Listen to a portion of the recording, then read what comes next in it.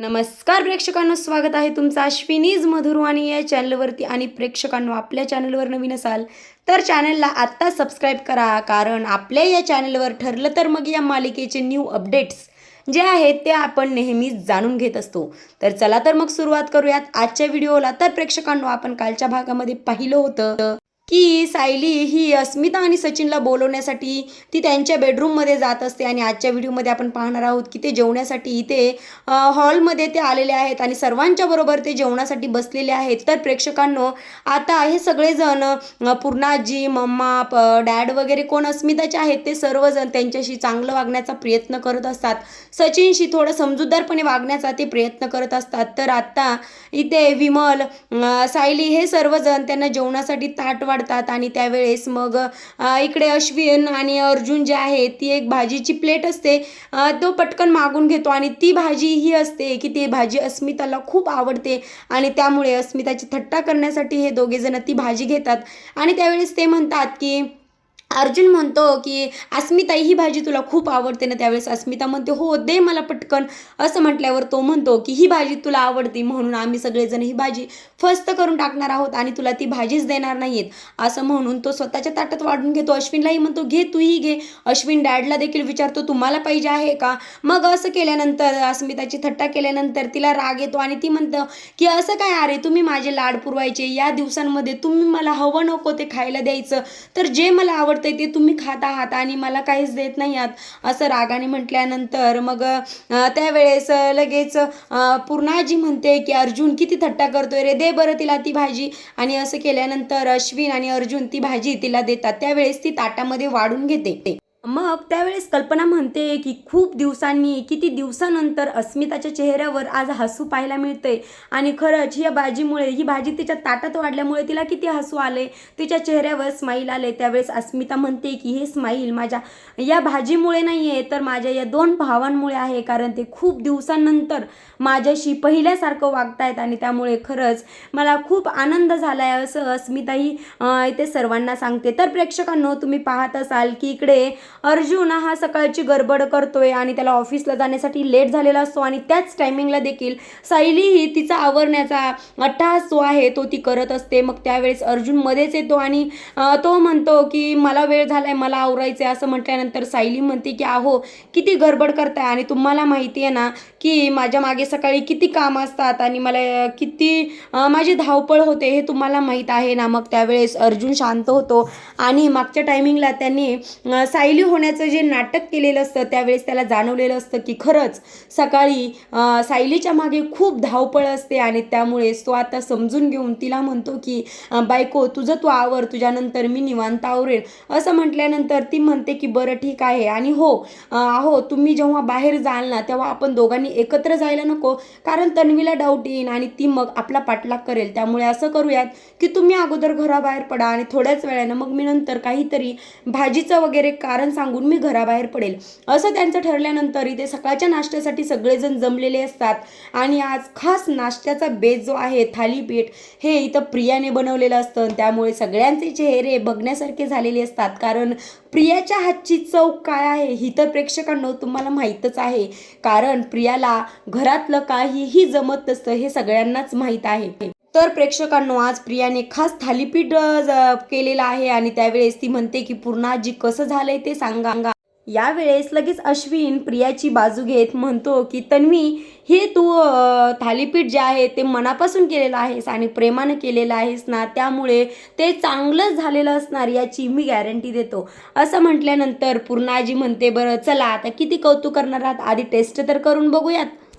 तेव्हा तन्वी म्हणते की हां अश्विन, मी दुपारचं जेवण देखील मीच बनवणार आहे आणि दुपारी मी खास कुर्मा आणि फुलके सगळ्यांसाठी दुपारच्या जेवणाला बनवणार आहे. यावेळी सगळ्यांचे चेहरे मात्र बघण्यासारखे होतात, परंतु अश्विनच्या चेहऱ्यावर खूप मोठं स्माईल येतं, कारण त्याला वाटतं की आपल्या बायकोच्या हातचं जेवण आपल्याला जेवायला मिळणार आहे, परंतु तिची चव ह्याला काही माहीतच नसते. आता थालीपीठ खाताना जी त्यांची मज्जा उडणार आहे ती तर वेगळीच आहे. त्यावेळेस कल्पना म्हणते की अगं तन्वी, एवढं मोठं चॅलेंज तू स्वीकारू नकोस आणि एवढं मोठी झेप मारायला घेऊ नकोस. असं केल्याने तू तोंडावर तोंडावर पडशील असं म्हटल्यावर सगळेच जणांना हसायला येतं, पण अश्विनला घाबरून सगळेजण स्वतःचं हसू जे आहे ते दाबून ठेवतात. मग त्यावेळेस लगेच प्रताप म्हणतो की तन्वी, हा जो तुझा स्वयंपाक करण्याचा हट्ट आहे, अट्टहास आहे, तो खरंच खूप चांगला आहे आणि खरंच तू खूप मेहनत करतीस. पण लगेच हळू आवाजात प्रताप म्हणतो की पण पोट मात्र आम्हाला मारायला लागणार. असं म्हटल्यानंतर परत सगळेजण आपलं स्वतःचा हसू आवरत शांत बसण्याचा प्रयत्न करतात, पण अर्जुनला आणि सायलीला काय हसू आवरत नाही.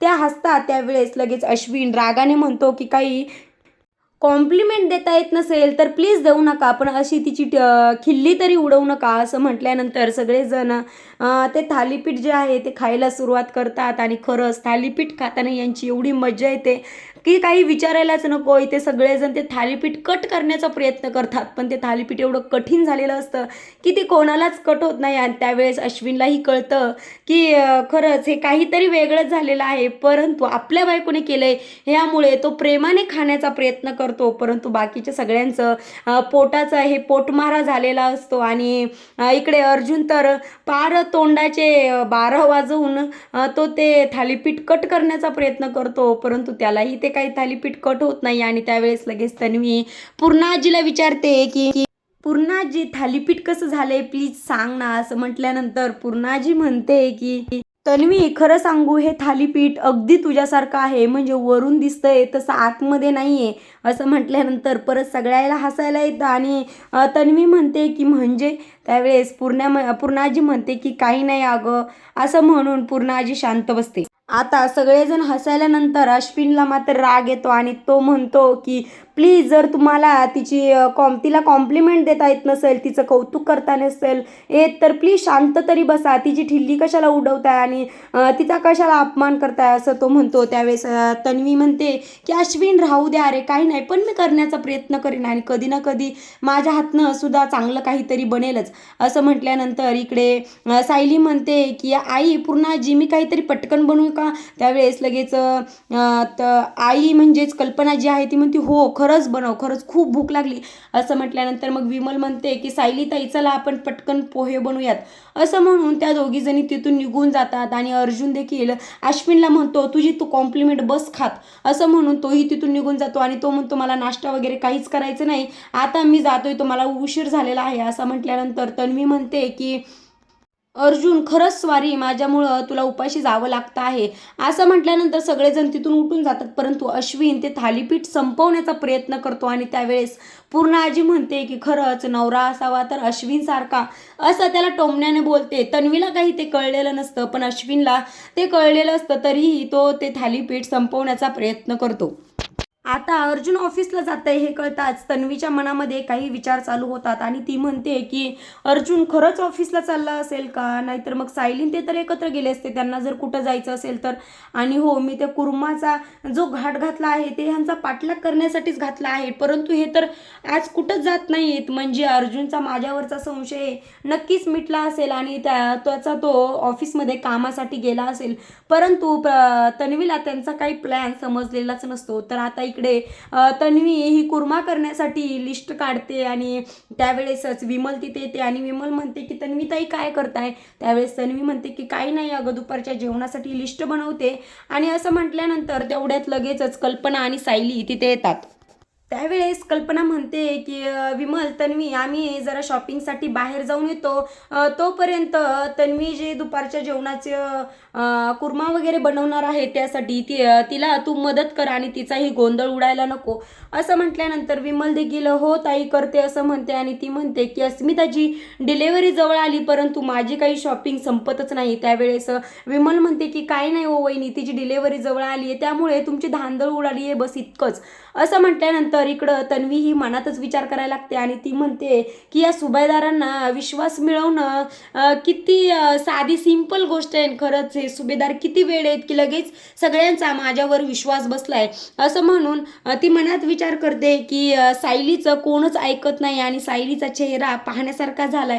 सायलीच्या चेहऱ्यावरूनच कळतंय की तिच्या मनात काय चालू आहे, परंतु सायली ही एवढी हुशार असते की तीही मनात विचार करते की तन्वी, तुला मूर्खातून काढणं हे माझ्यासाठी खूप साधी गोष्ट आहे आणि मी आणि अर्जुन आज ज्या कामासाठी बाहेर जाणार आहोत त्यासाठी तुला इथं अडकून ठेवणं तेवढंच गरजेचं आहे, कारण तू आमच्या मागे पाठलाग करणं आज शक्यच नाही असं सायली मनात विचार करत असते. मग या दोघीजणी शॉपिंगसाठी तिथून सांगून तिथून निघून जातात आणि त्यांच्या मागोमाग लगेच प्रिया विचार करते की त्यांच्या मागोमाग लगेच मीही जायला पाहिजे, कारण एवढी मोठी रिस्क घेणं शक्य नाही. मला माहिती आहे हे दोघेजण आज एकत्र जाणार नाहीत, परंतु चुकून जर हे दोघंजण कुठेतरी गेले तर मला त्यांच्यावर लक्ष ठेवायलाच हवं, एवढी मोठी रिस्क घ्यायला नको असं म्हणून ती विचार करते आणि त्यांचा पाठलाग करण्यासाठी ती बाहेर निघण्याचा प्रयत्न करते. तेवढ्यातच तिथे विमल येते आणि विमल म्हणते काय झालं तन्वीताई, कुठं जायचंय का बाहेर? त्यावेळेस तन्वी म्हणते हां अगं मी कुर्मा आणि फुलके करण्यासाठी जी लिस्ट काढली आहे त्यावरचं सामान मी जाऊन पटकन घेऊन येते असं म्हटल्यानंतर विमल म्हणते नाही तन्वीताई, सर्व सामान तर घरात आहे असं म्हटल्यावर तन्वी लगेच म्हणते नाही अगं मी कणिक बघितलं होतं परंतु ते संपलंय आणि तेच आणण्यासाठी मी जाते. त्यावेळेस विमल म्हणते की नाही, आपण मोठ्या डब्यामध्ये शिल्लक कणिक काढून ठेवलेलं असतं आणि ते सध्या आहे, त्यामुळे तुम्हाला कुठेही बाहेर जाण्याची गरज पडणारच नाही असं म्हणून विमल तिला किचनमध्ये घेऊन जाते. आता इकडं या दोघी जणी म्हणजेच कल्पना आणि सायली घरातून बाहेर पडतात, तर बाहेर अर्जुन हा त्यांची वाट बघत असतो आणि अर्जुन इथे गाडीत बसल्यानंतर या दोघी जणी गाडीत येऊन बसतात. त्यावेळेस सायली म्हणते की आई आम्ही तुम्हाला मार्केटमध्ये सोडतो आणि तुमची खरेदी होईपर्यंत आम्ही आमचं काम जे आहे ते करून परत तुम्हाला ड्रॉप करायला येतो असं म्हटल्यानंतर कल्पना म्हणते नाही सायली अर्जुन असं काहीही करण्याची गरज नाही, तुम्ही तुमचं काम निवांत करा, माझ्यासाठी काही गडबड करण्याची काही गरज नाही, माझं मी झालं की येईल परत असं म्हटल्यानंतर हे तिघेजणही तिथून निघून जातात. आता इकडे प्रतिमा जी आहे ती एकटी विचार करत असते आणि तेवढ्यातच रविराज तिथे येतात आणि ते विचारतात प्रतिमा अगं सुमन कुठे गेली? त्यावेळेस प्रतिमा म्हणते का हो, काही काम आहे का? त्यावेळेस रविराज म्हणतो नाही अगं तिच्यासाठी मी काहीतरी इन्व्हेस्ट करतोय आणि त्यावर मला तिची साईन हवी आहे असं म्हटल्यानंतर प्रतिमा म्हणते अहो ती सकाळीच मंदिरात गेली आणि रविराज म्हणतो काय ती एकटी गेली, मग तू एकटीला का पाठवलंस असं म्हटल्यानंतर प्रतिमा म्हणते की अहो मी तिला म्हटलं होतं की मी येते, परंतु ती म्हटली नाही मला एकट्यातच वेळ घालायचा आहे असं ती सांगून गेली. परंतु इकडे प्रेक्षकांना तुम्ही पाहत असाल की सुमन ही घरी खोटं सांगून मी मंदिरात जाते असं सांगून इकडे नागराजला भेटण्यासाठी जेलमध्ये आलेली असते आणि ती ते नागराजला प्रश्नांवर प्रश्न विचारते की त्यावेळेस नागराज म्हणतो तू मला भेटायला का आलीस? ती म्हणते की मी तुम्हाला काही प्रश्नांची उत्तरे मागण्यासाठी आलेली आहे. त्यावेळेस नागराज म्हणतो की तू प्रश्नांची उत्तरे मागण्यासाठी आली आहेस का, काय इथेच तू कोर्ट उभं करणार आहेस का, असं जाब विचारायला मला आलेली आहेस? त्यावेळेस सुमन म्हणते की तुम्हाला काहीही समजायचं ते समजा, पण मला माझ्या प्रश्नांची तुम्हाला आज उत्तरं दिलीच पाहिजेत. आणि ती म्हणते की का हो मी इतकं वर्ष झालं तुमच्यावर प्रेम केलं, तुमचा अपमान सहन करत आले, तुम्ही मला एवढं काही बोललात, तुम्ही मला मूर्ख ठरवलं, बिनडोक ठरवलं, ते देखील मी सहन करत आले, पण खरंच तुम्ही असं का वागलात याचं उत्तर मला आज पाहिजे आहे. यावेळेस मग रागामध्ये इकडे नागराज तिच्याकडे पाहत असतो आणि तिला म्हणतो की तू इथं माझ्या पुढे आज काय कोर्ट उभं करणार आहास का, जा इथून तू चालती हो असं म्हटल्यानंतर ती म्हणते की नाही, माझ्या प्रश्नांची उत्तरे मिळाल्याशिवाय मी इथून हलणारच नाही. तर प्रेक्षकांनो तुम्ही दुसरीकडे पाहत असाल की रविराज हा खूप अस्वस्थ झालेला आहे आणि तो सुमनला कॉल करण्याचा प्रयत्न करतो, परंतु प्रतिमा त्याला थांबवते आणि म्हणते की अहो ती मंदिरात गेली आहे, पूजेला बसली असेल, तिला जरा शांततेत बसू द्यात आणि कशाला आपण कॉल करायचा असं म्हटल्यानंतर रविराज म्हणतात की नाही, एकटीला पाठवणं हे चांगलं नाही वाटत आहे आणि तिला एकटीला पाठवलं तेव्हा मागच्या वेळेस बघितलं ना तू काय घडलं. तर त्यावेळेस प्रतिमा म्हणते की मागच्या वेळेस नागराज भाऊजींनीच तिला किडनॅप केलं होतं आणि आता तिला कोणीही काही करणार नाही. परंतु त्यावेळेस रविराज म्हणतो की बरं ठीक आहे, मी फक्त अर्ध्या तासाचा टाइम देतो, त्यानंतर मी कॉल करणार आहे असं म्हटल्यानंतर प्रतिमा म्हणते की बरं ठीक आहे.